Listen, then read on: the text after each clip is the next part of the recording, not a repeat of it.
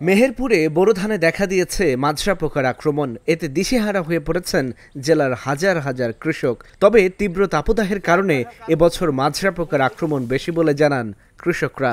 দ্রুত পোকা দমন করা না গেলে ভয়াবহ ফলন বিপর্যয় হবে বলে আশঙ্কা তাদের। একাধিকবার কৃষি অফিসের সাথে যোগাযোগ করেও কোনো কর্মকর্তার দেখা পাননি বলে ক্ষোভ কৃষকদের। ধানের ফলন আর কেরম হবে? ধান তো পোকা শেষ করে দিল।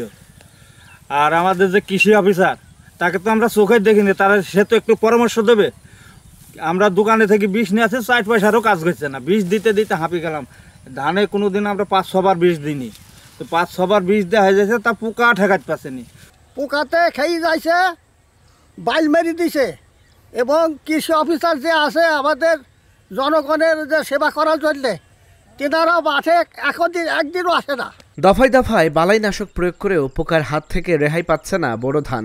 যদি দ্রুত পোকা দমন করা না যায় তাহলে বোরো মৌসুমে ব্যাপক ফলন বিপর্যয়ের শঙ্কায় চাষিরা।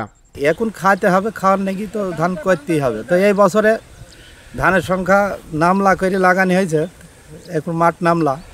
আর এই ধানটা এখন খুবই পোকার আক্রমণ, সব সময় বালটা মেরে দিয়ে খুবই পাতলা করে দিয়েছে। অত মোটামুটি 12% মধ্যে 54% শীষটা মেরে দিয়েছে, বাল মেরে দিয়েছে। হওয়া ধান এইভাবে বাল মারলে ধানের ফলন হয়? 6 আনা 10 আনা মেরে দিয়েছে। 6 আনা পরিমাণ ধান মেরে দিয়েছে বাল, আর 10 আনা পরিমাণ আছে। এতে আর কমন ধান হবে, খরচ উঠবে আমাদের। এবছরে রোদের তাপমাত্রার কারণে আমাদের ধানের ওপরে পোকার প্রচুর চাপ।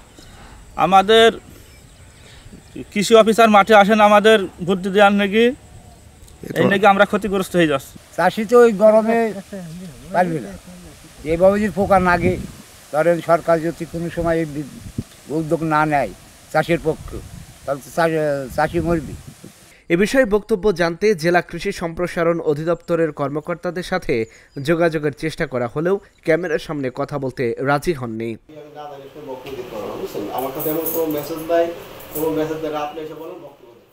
চলতি মৌসুমে মেহেরপুরে 19,427 হেক্টর জমিতে বোরো ধানের চাষ হয়েছে, যা গত বছরের তুলনায় প্রায় 2,000 হেক্টর বেশি।